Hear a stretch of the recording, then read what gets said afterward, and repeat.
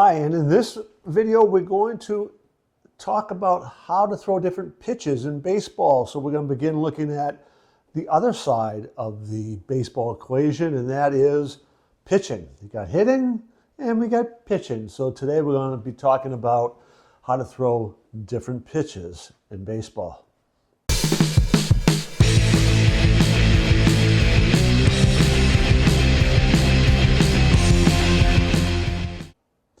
The first part of this video, we're going to be talking about the mechanics of pitching, really the mechanics of throwing a baseball. And we'll look at how all that kind of plays out to being able to throw different pitches.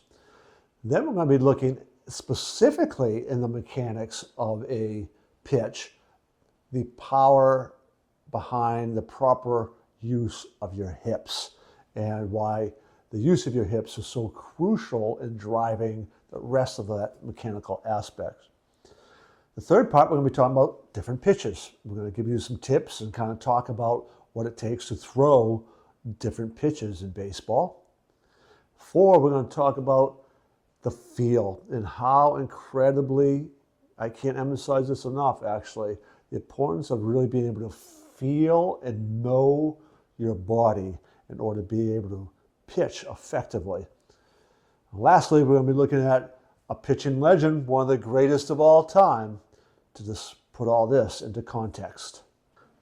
The mechanics of pitching really begin with a lower half. And you're going to hear that a lot if you go anywhere on the internet talking about pitching.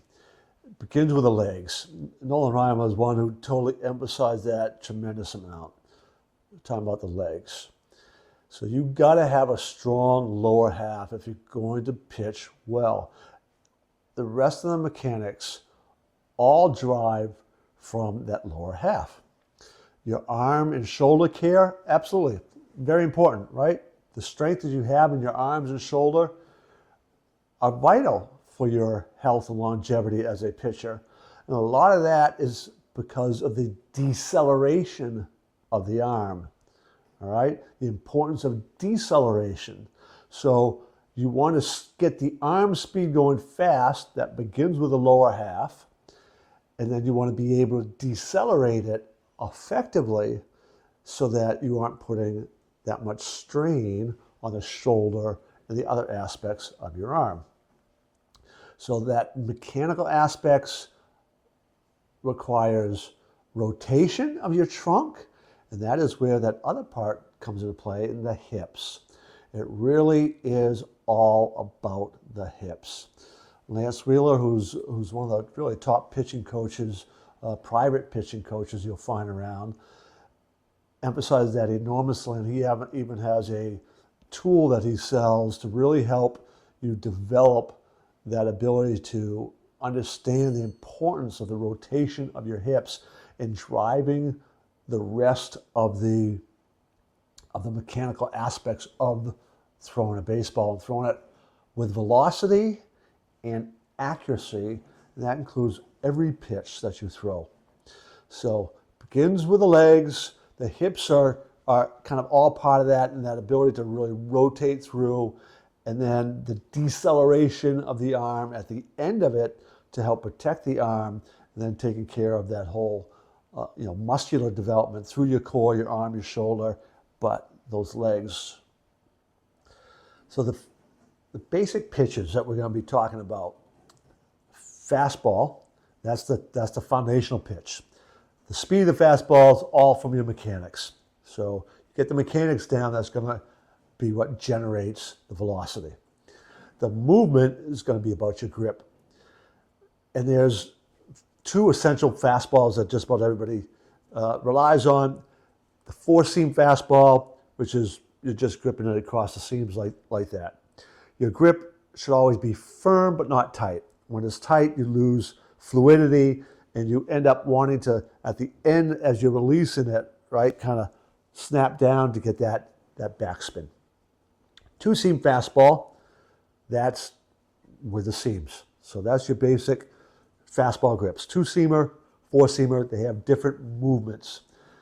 So you want to experiment with that to see how yours are moving. The next fastball that's become real popular is a cut fastball. And again, people have different grips, but the basic grip for most people is all you're doing is you're taking a two-seam grip. Some people, it will be the four-seam grip, but you're taking either two or four-seam grip, and all you're doing is putting your fingers off center so that your index finger would be like over the center of the ball, so that edge is over the center, and then that, and you are simply throwing your typical fastball motion. But because as you're cutting down, you put more pressure as you're releasing it on that index finger, it causes a different spin or rotation, and then that causes the ball to move into a lefty if you're a righty and into a righty if you're lefty. One other type of, quote, fastball that you'll hear is a split finger fastball. Again, basically it's the same motion, you just got your fingers split apart. There is a little bit more you need to do on the release, but essentially you are trying to throw it like a fastball, your fingers just split, and that causes different motion. Curveball. Typical, everybody wants to learn a curveball. The curveball grip is really about getting spin rotation. You're going to be snapping your fingers more at the end, and the grips, I've seen all kinds of different grips. But ultimately, the pitcher's trying to get onto those threads in some way so that when they are really snapping it, they're getting a lot of rotation, which causes the ball to spin at a high rate and then to break and to move. The curveball is a little bit slower than the slider. The slider and the cutter are very similar, but the slider will have a little bit faster rotation, which causes it to move more. A lot of guys talk about when they throw in their slider is that as they finish, they're kind of finishing like with a football, like you're throwing a football. So you're kind of coming down that motion, and that gets it that tighter spin to have a bigger break than with a cutter. Changeup is essentially, again, I used to tell kids to think fastball. I used to say, look, you're throwing a 34 fastball. And I said 34 because your third and fourth finger are typically, this is also called the circle change, right? They are the ones that are on the thread, and you are throwing this just like a fastball, but because the way the ball rests and it's looser in your hand than a typical fastball, it will not be able to come out with the same velocity, and it's going to have a different spin to it because of the way your fingers are on the ball. Like all pitches, though, any of these that you throw, cutter, curveball, slider, fastball, four-seamer, two-seamer, whatever, it's all about your feel. The tension that you have, the tension of the grip, the pressure of your fingers, where you're releasing it from, it's feel. You've got to be able to feel. Each pitch is going to be slightly different because the way it moves will be slightly different, and you want to be able to throw it for a strike. So the way it comes out of your hands is a little bit different. This is how hitters try to recognize the pitch. How is it coming out of the hand, and where exactly is it being released from?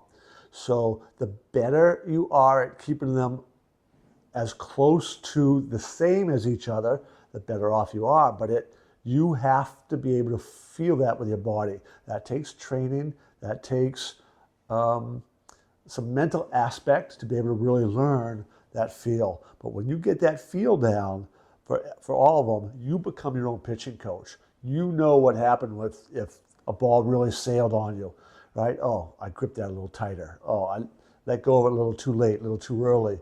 Oh, my hips weren't moving as fast as they needed to. Oh, my arm was dragging because my hips weren't.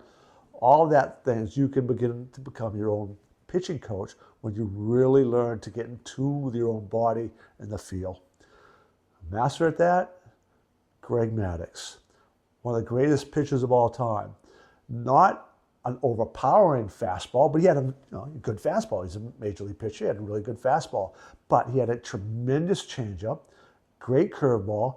He could throw any pitch he wanted for a strike at any time. His command was incredible. He was a master at having hitters out of rhythm, not on plane, and not on time. And when he do that well, you're going to win a lot of games and pitch for a long time, which he did. His mechanics were so sound, he never had arm problems, and he pitched into his 40s, and he pitched effectively into his 40s. Greg Maddux was our expert to go to and kind of see what he did so that you can begin to also develop the ability to throw any of those pitches for strikes when you need to. I invite you to subscribe to our channel and check out all our other videos. In particular, you might want to be checking out the video, how to build confidence in hitting a baseball. So check that video out today.